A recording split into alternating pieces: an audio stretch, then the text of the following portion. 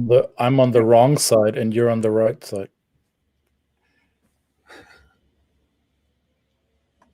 Hi, everybody. Ever been right? Ever been wrong? Ever want to convince people that you're right? You don't want to convince people you're wrong. But what makes us right or wrong? Is there a right or wrong? We're going to talk about this in this episode. Two Chaps, Many Cultures. It's Monday, episode 86.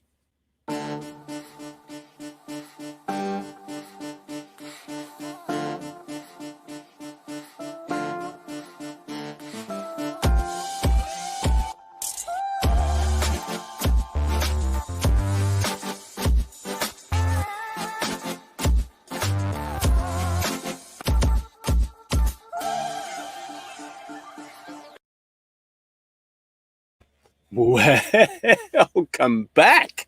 Hola. ¿Cómo estás? Muy bien, ¿cómo se dice? A happy Dia de los Muertos to everyone who's watching. Very good, very good. Yeah. I hope it's happy. I hope it's joyful. Is it joyful? I was told over the weekend that Dia de los Muertos is, despite what some Anglo-Saxon European spin we may have put on it, it's nothing gory. It's not about sadness and death worship. It's about celebrating the life of those who have lived it in full. Yeah. So there we go.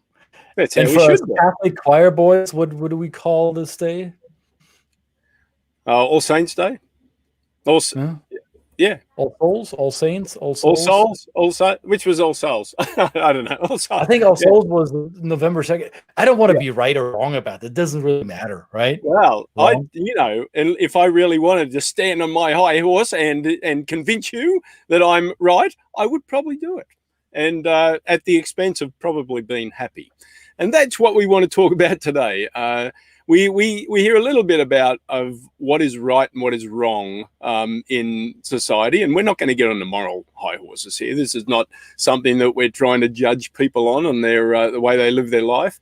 But there are certain things, behaviours, ways that we relate to each other, ways that people turn up in the world, and that is driven sometimes, or maybe predominantly, by the culture they were brought up in, the beliefs they were raised with.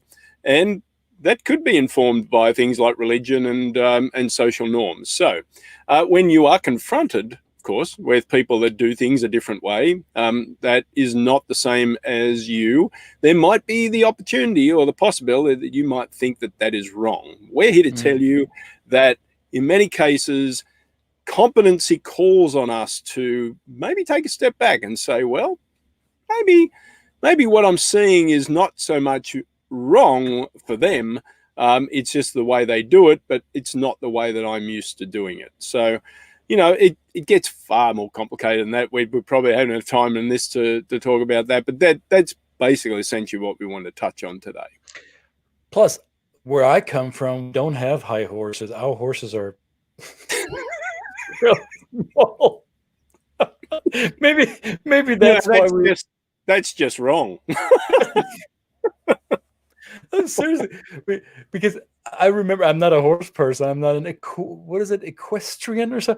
So when I grew up, I grew up in near the farmland, right? So a lot of cow pastures and the occasional horse, and the horses we have in our part of Europe are fairly small, and they're work horses. They're not these parade horses that you take that you show off. They're like you hide them in the stables and get them out when they need to get the job done.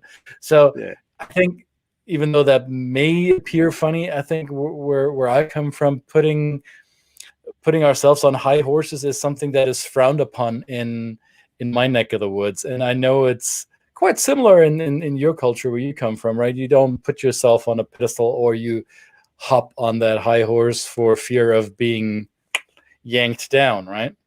Yeah, well, you could be. And when it comes to, the view of right or wrong, when we want to argue our point, we'll probably be one of the best on the face of the planet to do it. We'll get very passionate about something.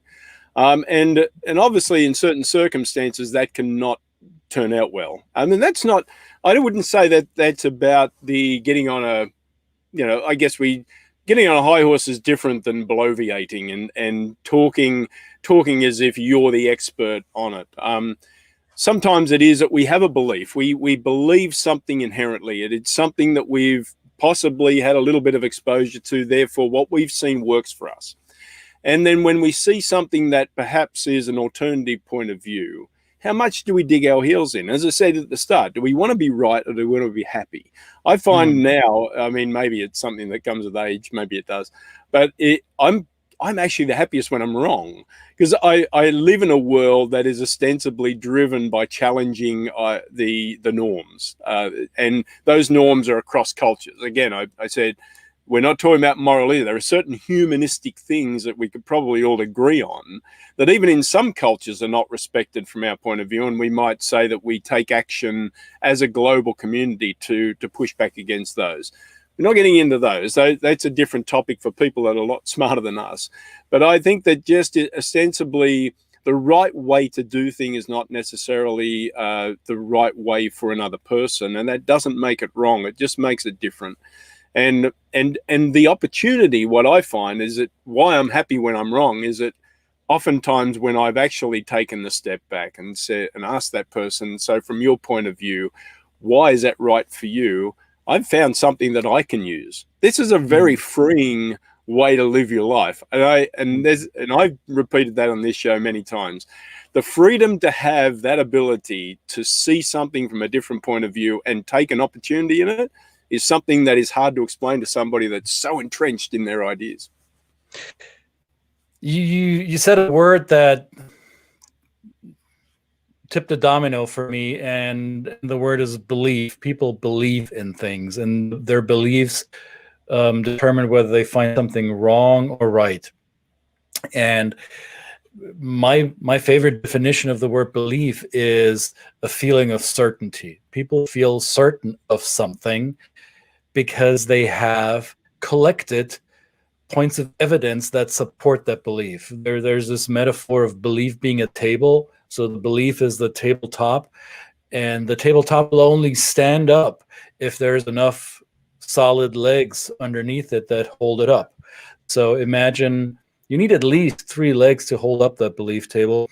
And the more legs you can put under that belief table, the more robust, the more unshakable, literally, that belief becomes. So the more points of evidence we have under a belief table, the more certainty we develop about something being right or wrong, which makes these deeply rooted beliefs hard to change.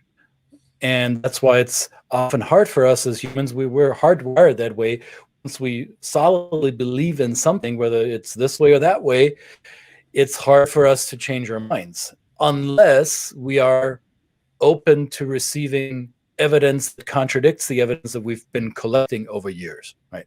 And we've learned one thing in the last couple of years with the echo chambers in which many of us live is that we have developed ways to filter out evidence that does not support the belief that we already hold so dear. So we only allow evidence to reach our conscious or subconscious mind that aligns with what we already have collected. So it's really challenging for us, the way our brains work and the way we consume information in this present day and age, to alter a belief, modify a belief. And I agree with you, Brett. I am happy to be wrong if being wrong is presented to me in a way that I can get to it, right? And the question that I ask myself is, am I allowing the information that might potentially contradict my beliefs? Is that information even reaching me? Is it reaching you, Brett? You know, I obviously we do a little bit of social media. We're on social media here, of course, you know, and I'm fascinated by this. You know, cut and paste is a wonderful thing when you have documents you're working on because it saves you a lot of time. cut and paste doesn't work so well. I think cut and paste should be against the rules. It should be ruled out as wrong in social media. Ooh. That may be a bold statement, but it's like people will just cut and paste the most strangely interesting things. I'm going to say not wrong, at the expense of actually writing their own cogent thoughts and reflections. And that's it. It is just like you said, they see another potential leg for their table that they can put under there, even if that table, wasn't rickety in the first place, right? They're trying to make other people believe in their point of view using somebody else's anecdotal, secondhand, butchers, dog walkers, babysitters, son-in-laws view. That, I mean, we did exercises like this when we were kids about how one message starts at one end of the room, and each kid would tell the story to each other.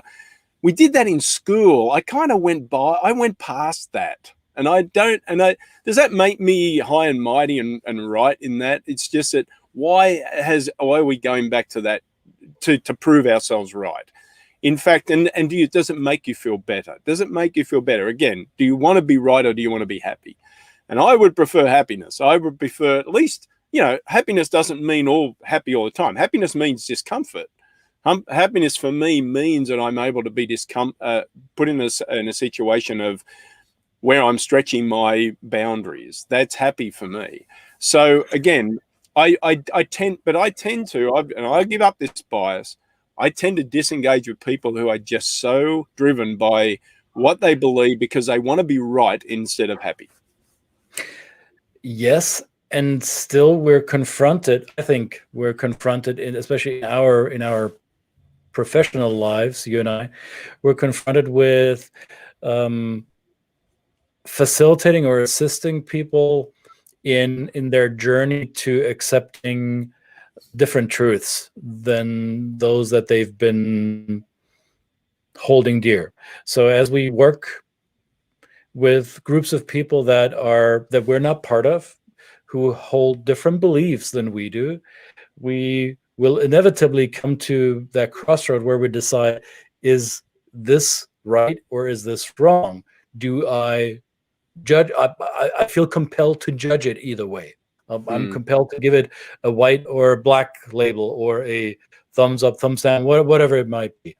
And the suspension of judgment is, I've found, one of the hardest things to do, because our brains are hardwired. I'm repeating myself. Our brains are hardwired to make these snap judgments because that keeps us safe. We've learned over the thousands of years of evolution that if there is an opportunity or a threat, that we need to decide, is this good for me? Is this not good for me? Do I engage or do I run away? So we jump to these conclusions frequently, and suspending that and looking at it from different angles before we make up our minds is a tough thing to do. And yet it is, I think, hugely important if we want to be successful in working with people who are different from us, who come from different backgrounds. Though those categories, right and wrong, I think they need to take a backseat. And then when I say they need to, I'm making a presupposition that this is necessary. However, if we succeed in suspending that judgment, if we successfully put the right or wrong categories in the backseat and allow, instead of black and white, allow for variations of gray and say, what else is there? Could this apply in this context, or is this good or bad in this context, and maybe differently in that context?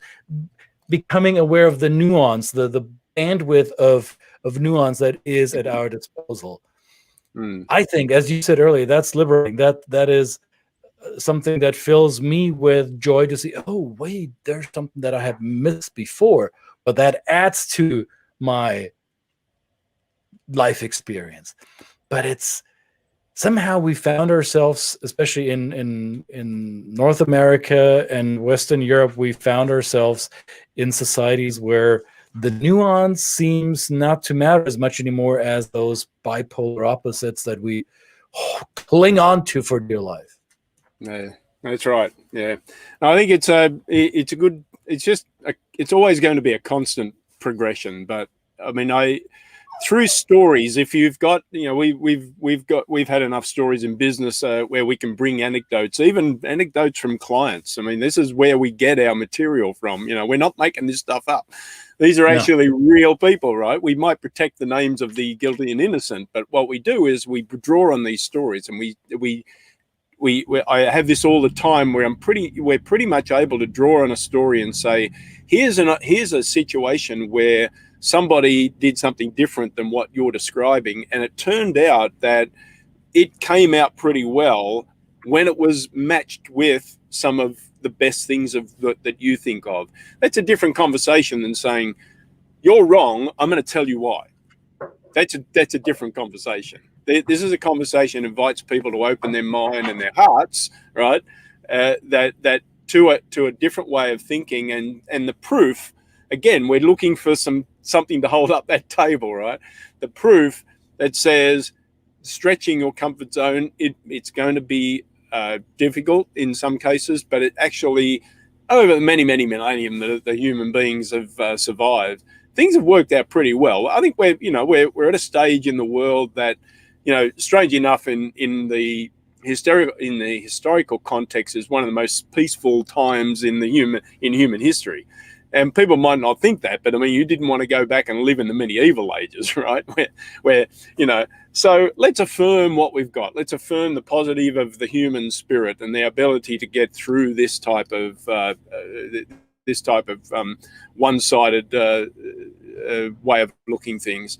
And, hopefully that using that and practicing that locally, right? Practicing that in your business world with people, if you're in another country or working with people from different cultures, is a great place to start, because then you find yourself, well, maybe I can turn that into changing or adapting my political views to be something that's a little bit more outgoing and accepting.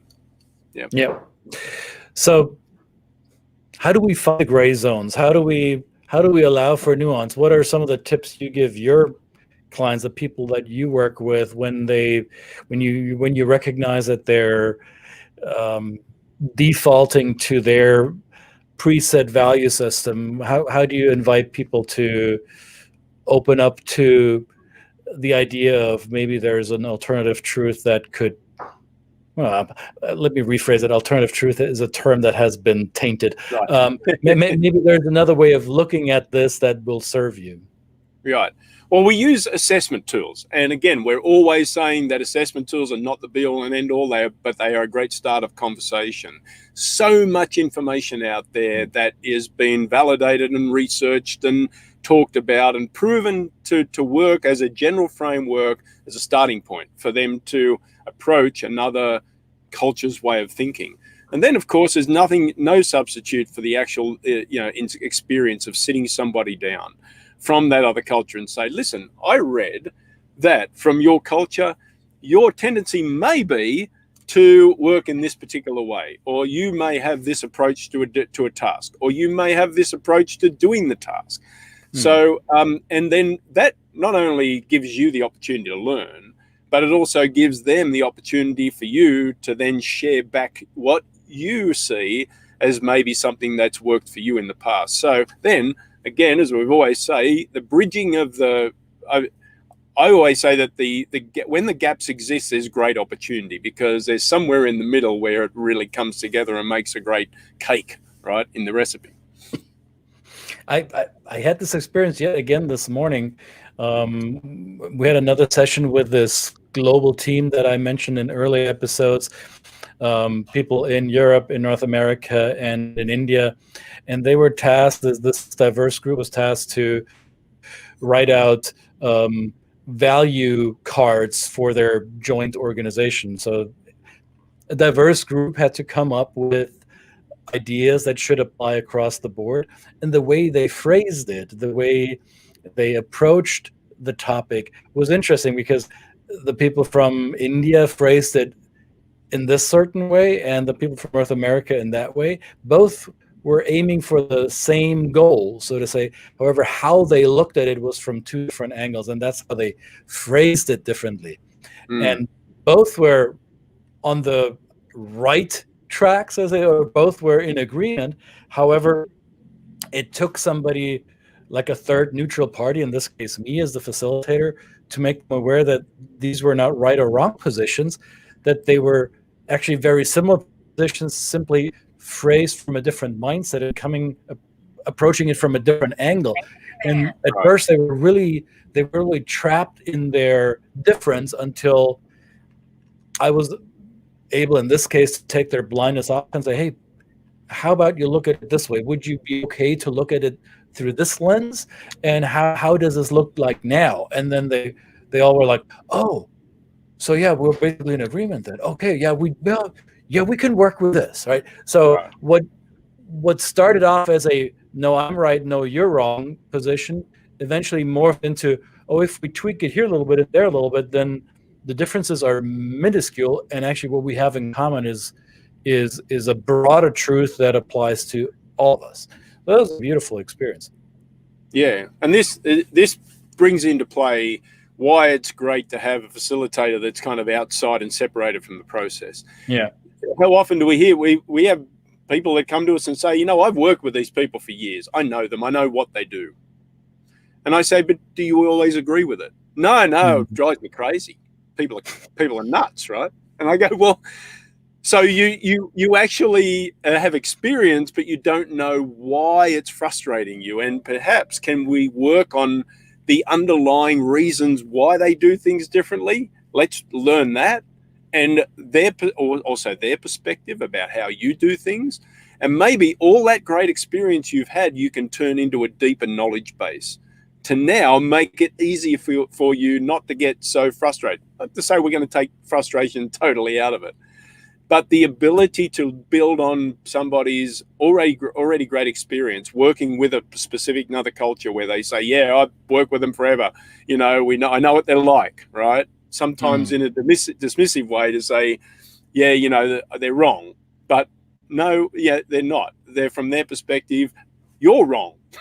So, you know, no, you're wrong, Brad. That's right. I'm sorry.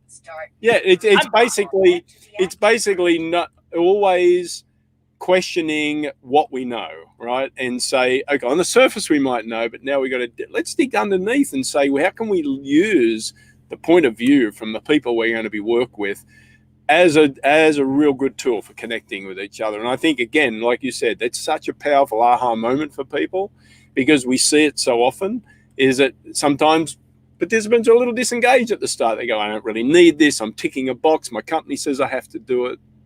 And then they get into the material and they go, oh, wow, this is interesting, right? It's really interesting.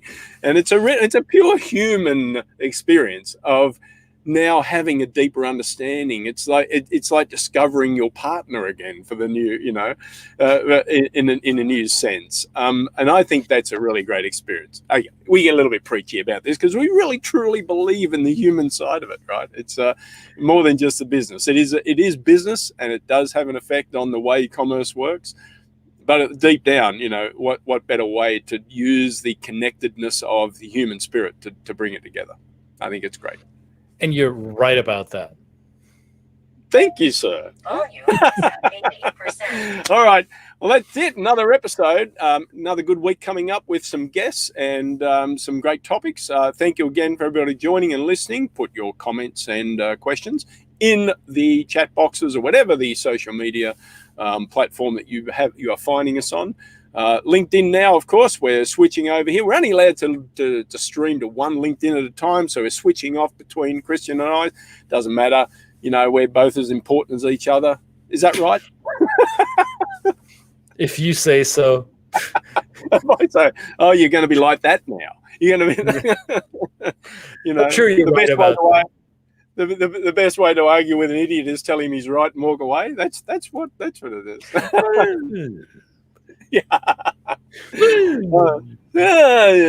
You believe what you want to believe, right? And also, if you're watching us and you are in the United States, and if you are a citizen with the right to vote, feel encouraged, please. If you haven't done so already, you have today, if there's still early voting in your part of the United States. And then tomorrow is election day, tomorrow being November 3rd, as today is November 2nd, All Souls, remember. So do vote, people. And as you think about how you vote, right or wrong, you will find out whether your vote was right or wrong. However, ask yourself if you think what your candidates have done in the past, if that was always right or wrong. Make sure you look at the nuance instead of just the black and white. There might be more truths hidden in between those two extremes. That's right. And as we always say, it is your right to vote, and that ain't wrong. Oh, nice. See you later, everybody. Two Chaps, Many Cultures. See you again tomorrow. Bye.